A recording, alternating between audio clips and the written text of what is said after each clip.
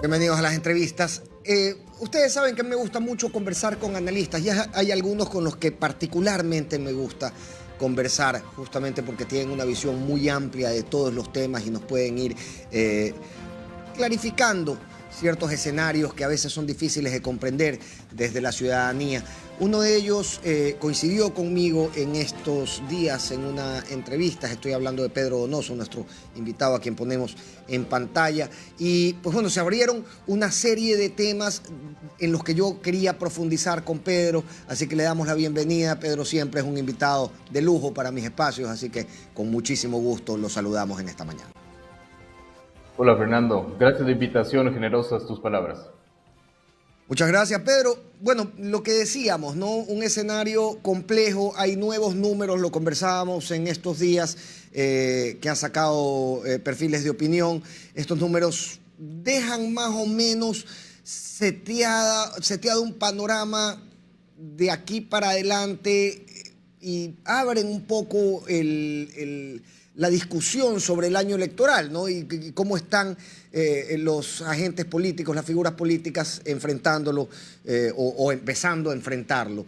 Pedro, ¿tú crees realmente que a partir de ahora ya la determinación de todos los escenarios que involucran a la política en el país empiezan a tener esta visión electoral?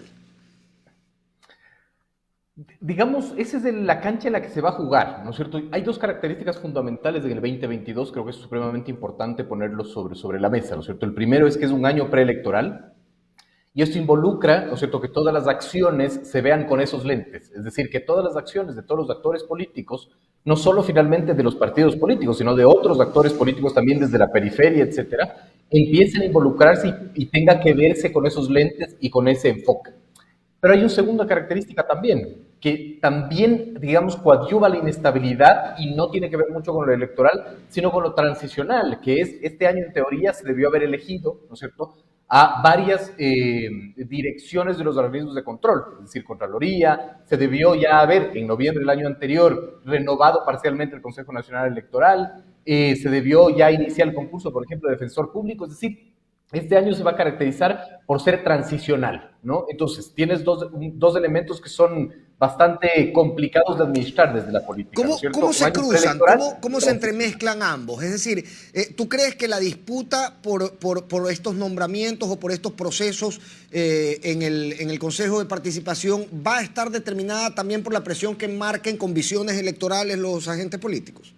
Exactamente, es que se cruzan los dos y eso hace que este año sea mucho más complicado que cualquier año preelectoral. En el Ecuador siempre estamos en preelecciones, digamos, no por el sistema, es decir, estamos cada 2 años finalmente eligiendo, ¿no? Entonces es interesante, pero a esto hay que sumarle la inestabilidad que provoca, ¿no es cierto?, el tener, digamos, una desinstitucionalización profunda en el país. El 70% de las instituciones de control no tienen autoridades designadas, tienen autoridades encargadas, ¿no? Ni siquiera hablemos, por ejemplo, del Consejo de la Judicatura, que tiene un presidente encargado. Es decir, tenemos Contralor encargado, ¿no es cierto? Tenemos Defensor Público encargado, tenemos Defensor del Pueblo encargado, tenemos, bueno, ya las superintendencias ya se han designado, ¿no? Pero esa es un poco la característica y eso provoca una inestabilidad desde lo institucional, ni hablar finalmente de estas cifras que tú mencionabas que tienen relación con estado de ánimo, que tienen relación con credibilidad del Estado y confianza en instituciones públicas, además de confianza interpersonal, que son unas ecuaciones bastante complicadas y que la podríamos abordar a futuro. Mencionabas el estado de ánimo y es algo que conversamos también la semana anterior o a inicios de semana y esperamos conversar con Paulina Recalde la próxima semana.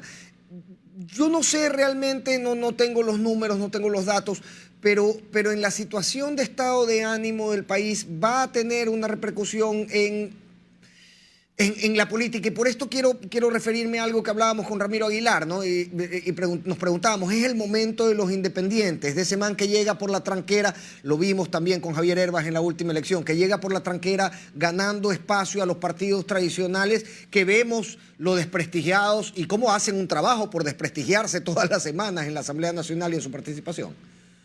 El problema es que digamos, el pesimismo y el optimismo, es decir, el estado de ánimo, no solo afecta a la institucionalidad política, sino afecta a la dinámica social en su generalidad. Pero si nos enfocamos específicamente en el tema político, ¿no es cierto? ¿Por qué es tan importante el estado de ánimo? Creo que los televidentes, ¿no es cierto?, pueden como analizar esto mucho mejor. El estado de ánimo es cuando tú tienes una sociedad altamente optimista, es más fácil o tienes un margen de maniobra desde el poder aplicar medidas, tomar decisiones. Si la sociedad está altamente pesimista, todo les va a parecer mal finalmente, ¿no es cierto? Que además es justificable. Y en ese sentido tienes menos margen de maniobra y sucede lo que sucede, es decir, la causalidad mágica que se dice en criminología mediática, ¿no? Es decir, que alguien puede abrirse campo ofreciendo soluciones que no son de profundidad y que son soluciones incluso no aplicables, pero que tienen relación, por ejemplo, con el populismo, y con ese quiebre finalmente empieza a incubarse, o la situación empieza a incubarse para lo que sucedió, por ejemplo, en la elección de Lucio Gutiérrez o en la elección misma de Rafael Correa a mediados del 2000, que es la incubación del fenómeno fuera todos, ¿no? Es decir, el hartazgo ciudadano, no solo con lo político, sino con todo, va incubando el fuera todos que puede provocar lo que tú planteas, ¿no es cierto? Una tercera vía que es el emergimiento de un líder, ¿no es cierto? Un outsider que se dice, ¿verdad? Y que pueda cooptar finalmente el poder.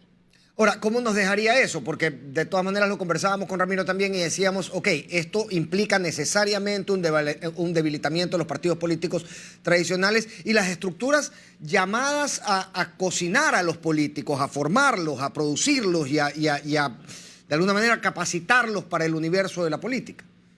Lo interesante del Ecuador es que tú puedes ver en el pasado lo que va a pasar en el futuro.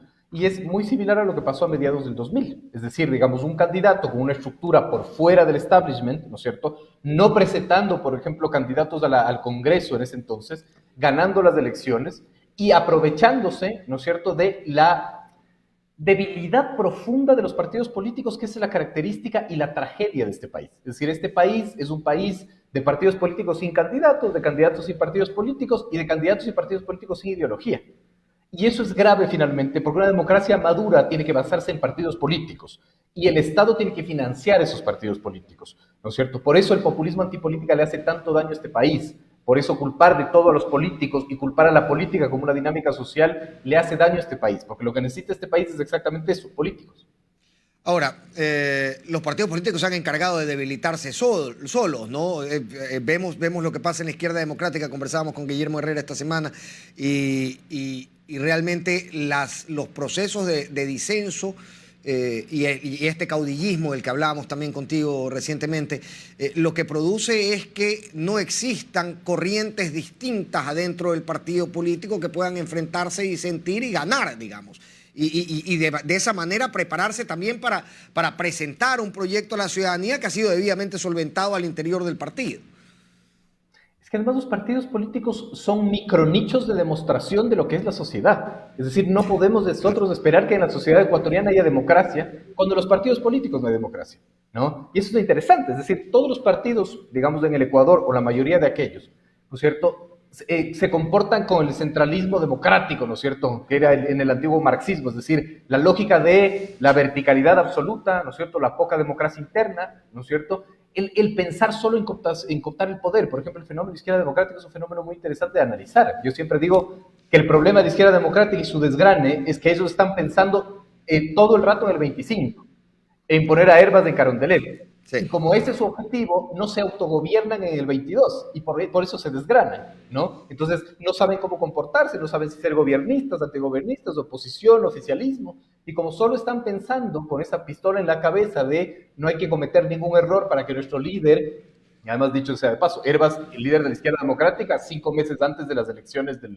21, ¿no? Y se lo planteaba yo a Guillermo Herrera, se lo planteé yo en esta entrevista, porque le decía, bueno, él hablaba de un líder y claro, en el contexto del descabezamiento permanente de asambleístas, yo le decía, bueno, pero si hasta Rodrigo Borja se sometió a procesos de democracia interna y a ver si él no era el líder máximo de la izquierda democrática, ¿por qué aquí se descabeza todo el que parezca oponerse a Herbas?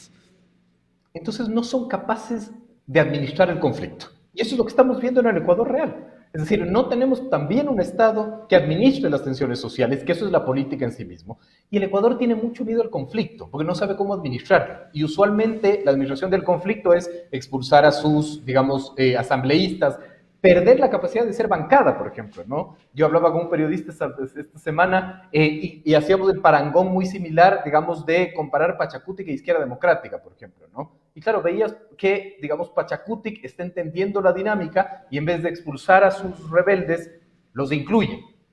La izquierda democrática expulsa finalmente a sus disidentes y se queda sin ser bancada. Claro. Ahora, al hacer este llamado a regresar, pero con mis condiciones, ¿no es también una forma de tirarles la pelota a los rebeldes y pasarles la carga de su disidencia a ellos? No, totalmente de acuerdo, pero por lo menos hay canales de diálogos para sentarse a la mesa a conversar, De porque acuerdo. finalmente también la política se basa en cómo resolvemos el conflicto. La política es del eterno conflicto también, la administración es eterno conflicto, no hay que huirle al conflicto. El tema es la habilidad que yo tengo, ¿no es cierto?, para en ese conflicto no matar a mi propia bancada, que es lo que ha hecho la izquierda democrática, ¿no? Es decir, para castigar a los disidentes me quedo sin ser bancada, algo absolutamente absurdo. Sí, no tiene sentido. Óyeme, Pedro, ¿tú crees que los discursos que hemos venido escuchando en los últimos meses van a derivar a lo que las lecturas de campaña empiecen a poner sobre los escritorios de los partidos políticos? Es decir, las preocupaciones inmediatas, tema de seguridad, por ejemplo, que es un tema que esta semana nos ha tenido encrispados, y etcétera. O sea, vamos a ver que inmediatamente seteados en los tiempos de campaña, dejarán detrás algunas otras cosas y se concentrarán en cosas como las que decíamos, ¿no? Consejos de participación y las cuestiones que en las lecturas de números parezcan más importantes para la ciudadanía. Sin duda, pero además esta no es una elección nacional, es una elección local, ¿no es Claro. cierto? Eso ya lo sabemos, pero es interesante porque lo que está provocando es lo que también vivimos en los 90. Este fenómeno en donde cuando no hay Estado, nación, ¿no es cierto? Los estados locales empiezan a suplir esas obligatoriedades de competencias del Estado-Nación. Y eso es muy interesante, porque tú veías en los 90, en los 2000, ¿no es cierto?, un Paco Moncayo, un Jaime Nebot, evidentemente, un Corcho Cordero, un Castillo, etcétera, etcétera, etcétera, un Auquitituaña, por ejemplo. Entonces, el Estado local empezaba a intentar suplir las necesidades que el Estado-Nación no suplía. Y esto es un fenómeno interesante porque empieza a haber otra dinámica de comportamiento de lo que es lo público, de lo que es del Estado, ¿no?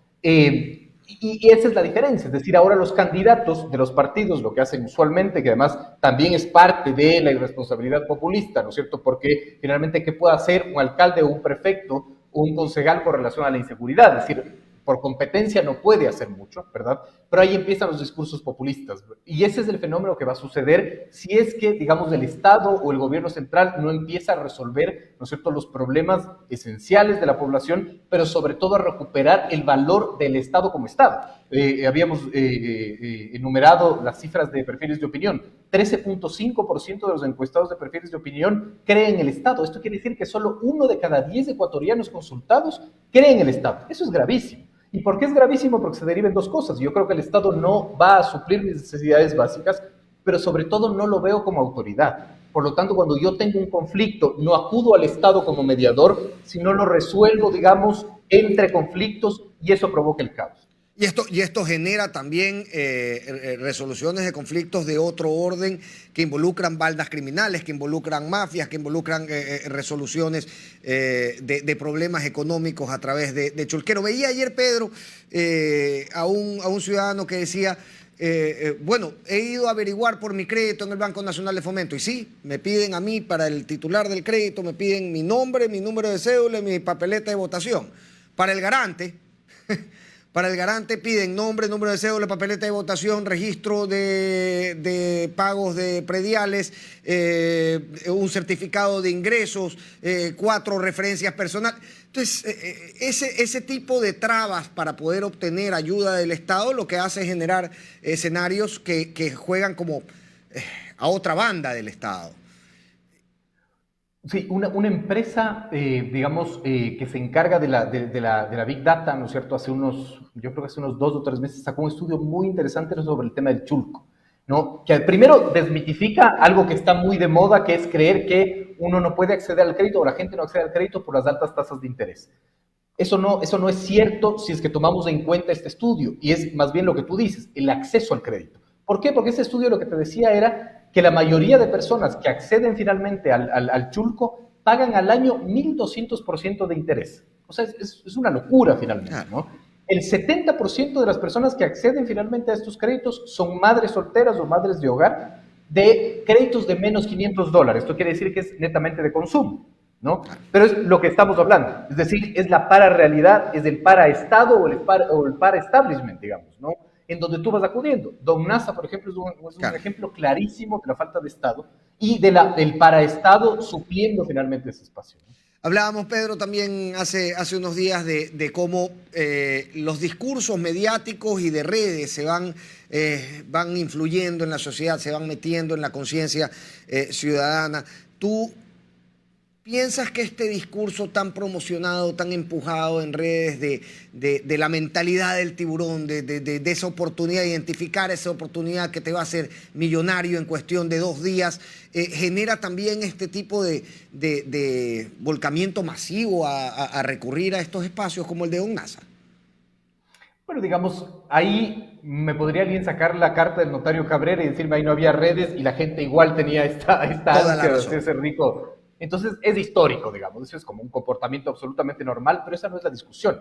La discusión es finalmente cómo el Estado reduce esos nichos en donde la informalidad se puede meter para que la formalidad sea la que supla finalmente eso. ¿Y por qué digo el Estado? El Estado como ciudadano pleno, digamos, entendiendo a la parte pública y a la parte privada, la dinámica social, el nuevo pacto social, es decir, también nosotros tenemos que pensar que estamos viviendo una época absolutamente sui generis, ¿no es cierto? Y nadie nos está dando esta resignificación de conceptos, digo yo siempre, ¿no? Esta nueva alternativa de cómo debe ser el Ecuador sin las mascarillas, de cómo debe ser el Ecuador de la sociedad post-COVID, que dice Jacobo García, ¿no es cierto?, el analista español. Me parece que es supremamente importante esa, cuál es la apuesta nueva que pueda romper esta ecuación peligrosa que yo te decía, ¿no es cierto? Alto pesimismo, perfiles de opinión, dice 8 de cada 10 consultados están pesimistas del presente, ¿no? La poca confianza en el Estado, 9 de cada 10 no confía en el Estado, y también las cifras de la POP y del Latinobarómetro que dice que el ecuatoriano se caracteriza por no confiar en el otro, ya no confiar en el Estado netamente, sino no confiar en el vecino. Eso es atroz. Es decir, desde el propio discurso político villanizante, al contrario, también se filtra a la sociedad y terminamos por no confiar en el vecino, no confiar en la persona que está al frente, no confiar en quien se sienta al lado en el bus. Y eso incide a la hora de la hora, o más bien al tiempo de evaluar a los políticos. Es decir, tampoco confiamos en ellos y estamos compelidos a votar porque necesitamos el carnet. Exactamente. Es decir, la ecuación finalmente, ¿no es cierto?, del alto pesimismo, la no confianza en el Estado y la no confianza en el otro, es una ecuación muy peligrosa no solo en la dinámica social, sino porque eso también se extrapola a la obligatoriedad de ir a las urnas, finalmente, ¿no? Entonces, nosotros tenemos que votar y tenemos que votar por lo que nos ofrece, ¿no? Y ahí el tema es lo importante, es decir, ¿qué es lo que nos ofrece? La calidad finalmente del discurso, la calidad, digamos, de estas soluciones, y ahí es cuando uno se pone a pensar y dice, claro, es un escenario altamente probable, ¿no es cierto?, de que venga un extremo finalmente y te proponga estas soluciones, y yo te pongo un tema hipotético, ¿no es cierto?, digamos en esta ecuación, alto pesimismo, poca confianza en el Estado y poca confianza interpersonal. Alguien me ofrece liberalizar el porte de armas y el uso de armas, vamos a ver cómo nos va como sociedad. Es decir, claro, yo no creo en el Estado de autoridad, yo no confío en mi vecino, tengo un problema, le meto un tiro, ¿no? Y así se van a resolver los problemas sociales, porque los problemas sociales necesitan una válvula de escape, no es que se quedan ahí incubándose, ¿no? Y eso es lo grave. Alguien apuntaba ayer, con razón creo yo, en Twitter, diciendo las personas que están justificando, y con respecto al clásico del astillero y a los eventos que hubo en el Estadio Monumental, decían, las personas que están justificando la violencia porque el otro lleva otra camiseta, algunos de ellos son las mismas personas que piden porte de armas. Exactamente. Y no nos confiamos, digamos, ya ni siquiera la misma convivencia es, ¿no es cierto? Porque incluso yo veía ahí imágenes en la misma barra de Barcelona golpeándose entre sí mismos. Sí. Entonces, claro, ya, digamos, la violencia está tan instaurada que no necesita ser distinto para que yo te agreda. Necesita ser lo mismo, finalmente, ¿no? De acuerdo. Pedro, debo ir cerrando. Quería parar la pelota en una de las cosas que mencionaste primero. El tema del Consejo de Participación Ciudadana, un consejo que va a terminar su periodo en el 2023 y que no ha nombrado una sola de las autoridades importantes. Está nombrando superintendentes, démosle la derecha en eso. ¿Tú crees que... Pero porque viene terna del Ejecutivo, además. Y justamente eso, ¿no? Conformada esta nueva mayoría que de alguna manera tiene una cercanía más plena con el Ejecutivo, ¿tú crees que esto tenga que ver o incida en la mentalidad de la gente, en el discurso de que tiene que desaparecer el Consejo de Participación? Habría que medirlo, ¿no? Sin embargo, si me lanzo a dar una hipótesis sin número, yo creo que ese no es un tema que afecta, digamos, a la población directamente. No es que el señor taxista, no es que el señor, digamos, vendedor informal dice, lo que pasa es que estamos jodidos por el Consejo de Participación Ciudadana, ¿no? Claro, sí. Pero es una suma de varias cosas. Es decir, digamos, este malestar en relación finalmente a la clase política, este malestar, digamos, en todas las áreas, sí provoca que la gente esté harta. Y ese hartazgo, como te decía yo, incuba el fuera a todos, que se expresa en lo que el ciudadano puede expresar, que es el poder del voto, finalmente, ¿no? Entonces, ahí está como la clave. No sé si es que la gente tiene la lógica del raciocinio de el Consejo de Participación Ciudadana tiene que desaparecer. Creo que es más una discusión del círculo rojo que podría estar, digamos, extrapolada a una consulta popular de darse, ¿no es cierto? Pero en las condiciones, si es que el Ejecutivo es el que convoca la consulta popular, la va a perder profundamente, porque las consultas populares son referéndums, digamos, a los presidentes, ¿no? Pero claro, no creo que es un tema que la gente puede tener la capacidad de tasarlo, digamos, precisamente. Es una manifestación de rechazo. Se ha visto en otras ocasiones, en gobiernos aún más fuertes como este, como el de Febres Cordero, que perdió su consulta a mediados de gobierno. Pedro, tengo que despedirte. Espero que estemos muy pronto nuevamente analizando, ojalá menos desmoralizados que lo que nos ha dejado esta semana, para poder analizar un poco más ampliamente estos temas. Te mando un abrazo. Con todo gusto, Fernando. Gracias por la invitación. Un abrazo.